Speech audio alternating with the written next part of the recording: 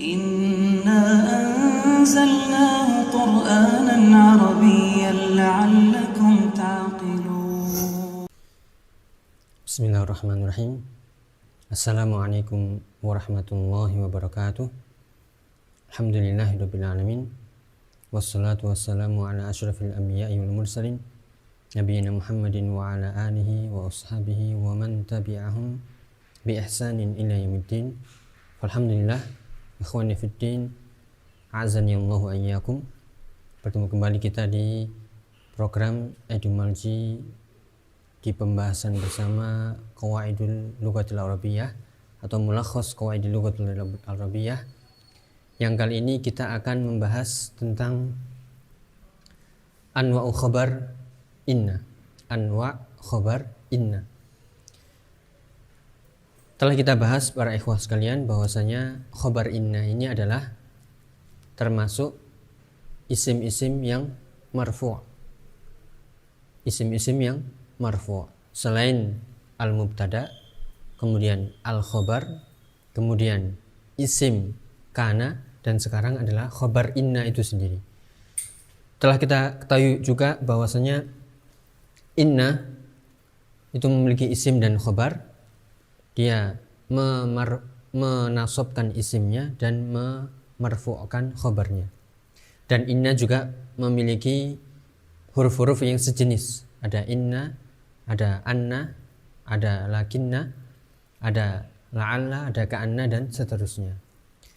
Dan kita akan fokus di pembahasan anwa' khabar inna.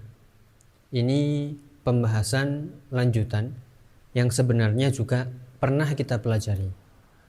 Kalau para ikhwah sekalian mengikuti program kita selama ini, ada pembahasan macam-macam khabar. Di situ ada mufrad, ada jumlah, ada syibhu jumlah. Maka di pembahasan khabar inna juga sama. Karena asal dari khabar inna ini adalah susunan al-mubtada wal khabar, maka khabarnya pun sama. Maka kita katakan khabar inna ada 3 macam, yaitu mufrad, jumlah, dan syibhu jumlah. Mufrad, yang dimaksud mufrad adalah selain jumlah. Mufrad bukan yang dimaksud adalah mufrad, musanna, jamak, tunggal, ganda, dan jamak, bukan. Akan tapi yang dimaksud mufrad di sini adalah bukan jumlah. Maka bedakan pembahasan mufrad di al-adad dan pembahasan mufrad di khobar. Kita ambil contoh misalnya, innal baita kabirun. Innal baita kabirun. Pembahasan kita di khabar inna marfu' wa alamatu rafihi dhammatun zahiratun fi akhirih, dhammah di akhirnya. Kemudian mana yang dimaksud mufrad? Yang dimaksud mufrad adalah ini khabar inna mufrad. Ini bukan berbentuk jumlah, bukan berbentuk jumlah ismiyah atau jumlah fi'liyah, maka disebut mufrad. Meskipun kalau kita ubah menjadi musanna, misalnya yaitu innal baitaini kabironi. Innal baitaini kabironi. Di sini meskipun berubah menjadi musanna, tetap kita katakan khabarnya mufrad. Karena yang dimaksud mufrad adalah bukan jumlah. Demikian juga ketika kita ubah menjadi jamak misalnya, innat tullaba mujtahiduna. Innat tullaba mujtahiduna. Khabarnya tetap dalam keadaan yaitu mufrad, bukan jumlah. Maka itulah yang dimaksud dengan mufrad. Yang dimaksud mufrad itu bukan tunggal, akan tapi bukan jumlah. Ini semuanya berbentuk mufrad. Kemudian bagaimana dengan khabar jumlah?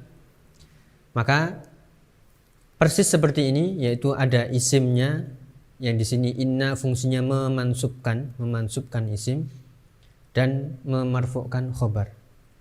Ketika menjadi jumlah, tinggal kita ubah di sini, yaitu khobarnya berbentuk jumlah. Dan yang dinamakan jumlah ada dua, yaitu jumlah ismiyah dan juga jumlah fi'liyah. Ya, misalnya kita ambil contoh, jika khobarnya ini berbentuk jumlah ismiyah, misalnya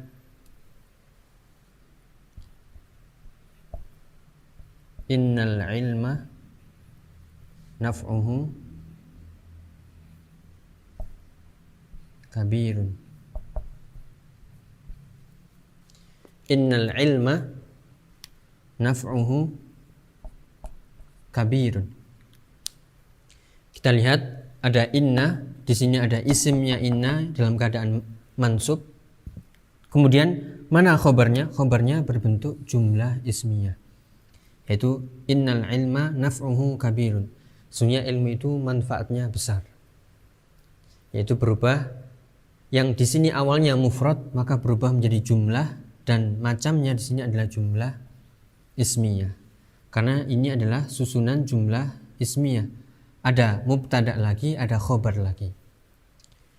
Maka bagaimana cara menentukan i'rabnya? Maka kita katakan innal ilma, di sini isimnya inna, naf'uhu kabirun, ini jumlah ismiyah, fi mahalli raf'in khobar inna.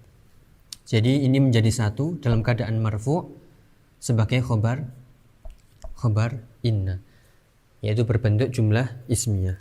Demikian juga ketika kita merubahnya menjadi jumlah fi'liyah, misalnya innal mu'mina yad'ullaha. Ya, misalnya innal mu'mina yad'ullaha, sungguhnya seorang mukmin itu berdoa kepada Allah Ta'ala. Ya, innal mu'mina yad'ullaha. Kita lihat isimnya inna mansub, khobarnya adalah berbentuk jumlah fi'liyah karena di sini ada fi'il terlebih dahulu. Maka yad'ullaha itu adalah jumlah fi'liyah fi mahalli raf'in sebagai khobar inna. Sama ini juga khobar inna dalam keadaan atau menempati posisi marfu' sebagai khobar inna. Ini jika kita merubahnya menjadi jumlah fi'liyah. Dan yang terakhir, bagaimana jika syibhul jumlah? Bagaimana jika syibhul jumlah? Telah kita ketahui bahwasanya syibhul jumlah dalam bahasa Arab ini ada dua. Ada yang dengan harfu jarrin,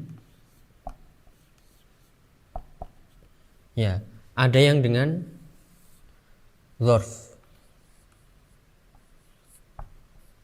Ada yang dengan harfu jarrin, ada yang dengan dzarf. Misalnya bagaimana dengan harfu jarrin? Contohnya innal imama fil masjid. Ya, innal imama fil masjid. Kita lihat di sini ada huruf jar dan ini ada isim yang majrur. Isimnya inna ini dalam keadaan mansub karena didahului oleh inna yang fungsinya memansubkan isimnya. Kemudian di sini ada huruf jar dan huruf jar dan isim yang majrur. Maka bagaimana i'rabnya?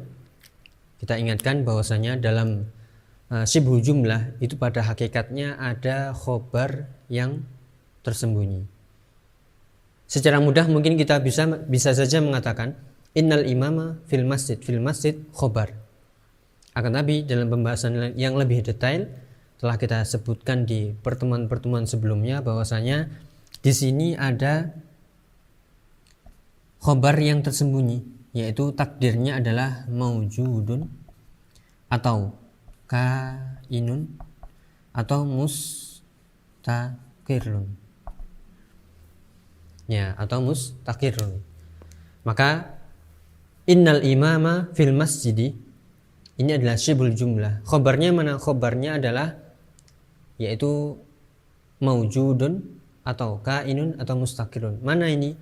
Yaitu tersembunyi. Yaitu khobar yang tersembunyi, yang pada hakikatnya disitu adalah khobar yang mahdzuf, yang dihapus. Sehingga kita katakan innal imama maujudun fil masjidi. Tetap khobarnya dalam keadaan marfu. Tapi mana? Muqaddar, ditakdirkan maujud atau kain atau mustaqir. Ini jelas sekali ketika kita menerjemahkan. Misalnya kita terjemahkan di sini, innal imama fil masjid.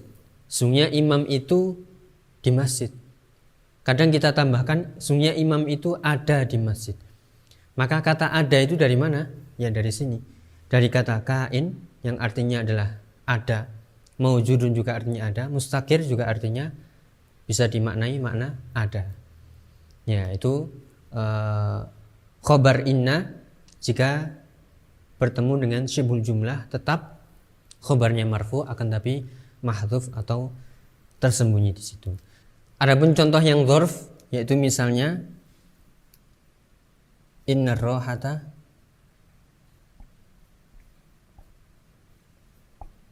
ba'da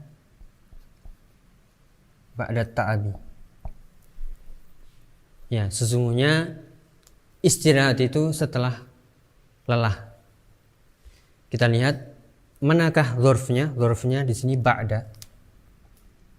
Ya, ta'abi ini susunan kalau digabung menjadi idhofah, maka kita katakan khobarnya ini mahdzuf yang takdirnya adalah maujudatun.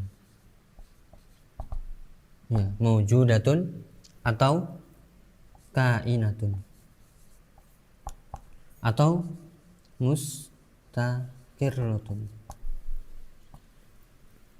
Ya, telah kita sebutkan di pertemuan sebelumnya bahwasanya jika khobarnya ini berbentuk syibhu jumlah, di situ ada khobar yang mahdzuf yang takdirnya bisa maujudun, bisa kain atau mustaqir.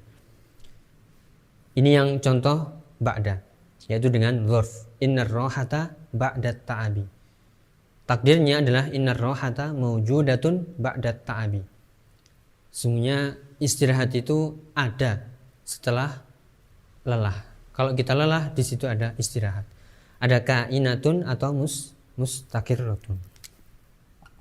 Itulah ikhwan fillah azanillahu ayyakum pembahasan macam-macam khobar dari inna.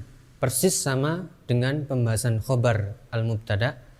Maka di situ ada khobar mufrad, khobar jumlah baik jumlah ismiyah atau jumlah fi'liyah, dan ada khobar syibhu jumlah yang terdiri dari harfu jarrin dan dzarf. Semoga bermanfaat. Wallahu ta'ala a'lam bishawab. Wassalamualaikum warahmatullahi wabarakatuh.